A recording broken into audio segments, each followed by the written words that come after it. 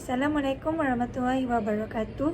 Kami ingin membentangkan tentang pengurusan pemakanan di Manggala Resort and Spa di Kuantan, Pahang. Nama saya Nur Syamira Alia binti Kara Azlan, nombor matrik 2021-838898 dari kelas THM 1103CB. Nama saya Malisa binti Cik Azmi, nombor matrik 2021-828-702. Saya dari kelas THM 1103CB. Nama saya Putri Syafiqah binti Khairuddin Holder, nombor matrik 2021-215784 dari kelas THM 1103CB. Nama saya Amira Dalila binti Kara Azman. Nombor matrik saya 2021-826036. Saya daripada kelas THM 110CB. Nama saya Nur Amali Sofia binti Zulfaqar, nombor matrik 2021-615782 daripada kelas THM 1103CB. Pendahuluan. Islam adalah sebuah agama yang sangat menitik beratkan tentang kesihatan jasmani dan juga rohani di dalam kehidupan seharian umat Islam. Di dalam Islam juga ada mengajarkan tentang tabiat pemakanan yang harus umat Islam ikuti. Hal ini kerana tabiat makanan yang Islam ajarkan adalah seimbang dengan gaya kehidupan umat Islam dan mampu untuk mengekalkan kesihatan tubuh badan umat Islam dengan baik. Namun, jika umat Islam tidak menekankan diet dan hanya beribadah kepada Allah, mereka tidak mempunyai tenaga dan tidak mampu untuk menunaikan ibadah dengan sempurna kerana faktor kesihatan.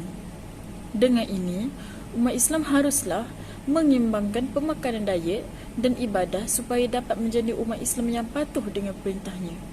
Sambal udang petai merupakan makanan popular di setiap negeri di Malaysia. Ini kerana makanan petai sememangnya sangat sinonim dengan cita rasa lidah rakyat Malaysia.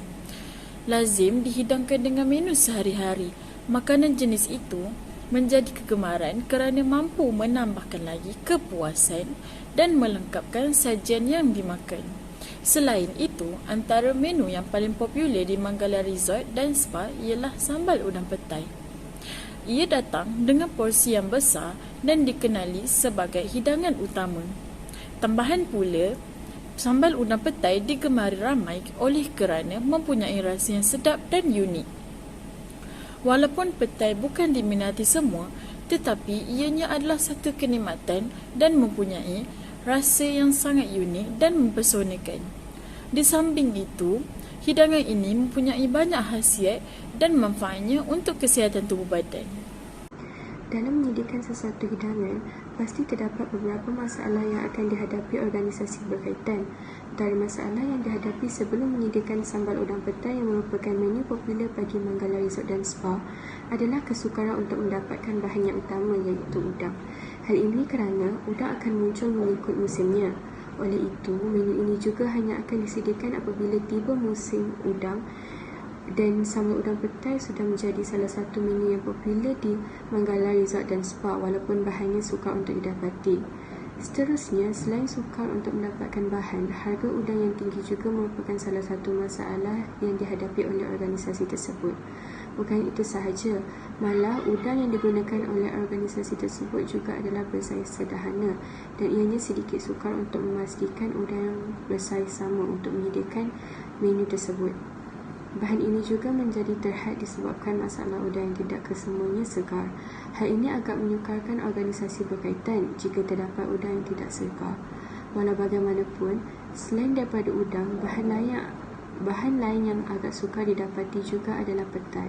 Hal ini kerana petai hanya boleh didapati apabila pokoknya sudah berbuah sahaja. Oleh itu, organisasi berkaitan perlu menunggu stok petai masuk untuk menyediakan menu sambal udang petai yang lengkap. Objektif kajian adalah untuk mengenal pasti Manggala Resort dan Spa dan menu makanan sambal udang petai yang menepati konsep pemakanan Islam. Yang kedua, untuk mengkaji sejauh mana menu makanan sambal udang petai menepati konsep pengurusan pelancongan dan pemakanan Islam. Seterusnya adalah untuk memastikan menu makanan sambal udang petai adalah mendapati piawaian patuh syariah serta selaras dengan konsep pengurusan pelancongan dan pemakanan dari perspektif Islam. Berikut merupakan bahan yang digunakan dalam proses menyiapkan menu iaitu sambal udang petai. minyak masak, gula 1 sudu teh, cili bo 2 sudu besar, air asam jawa 1/2 cawan, belacan 1 cm, petai 70 gram, bawang putih 3 ulas, bawang merah 4 biji, halia 1.5 cm, bawang besar 1 biji, udang sederhana 500 gram, penambah perisa to mix 1 sudu besar. Seterusnya, inilah gambar proses pembuatan sebelum, semasa dan selepas membuat sambal udang petai. Petai atau dalam bahasa saintifiknya disebut Bacchia speciosa. Tumbuhan ini hadir dalam genus Bacchia dalam keluarga Fabaceae yang berasal dari kawasan Asia Tenggara yang beriklim panas lembap. Terdapat banyak spesies udang yang berbeza dan setiap spesies disesuaikan dengan habitat tertentu. Mana-mana krustasea kecil yang kelihatan seperti udang biasanya dipanggil udang. Terdapat pelbagai jenis udang yang bisa dimakan, termasuklah udang jerbung, udang dogol, udang rebon, udang kipas dan lobster.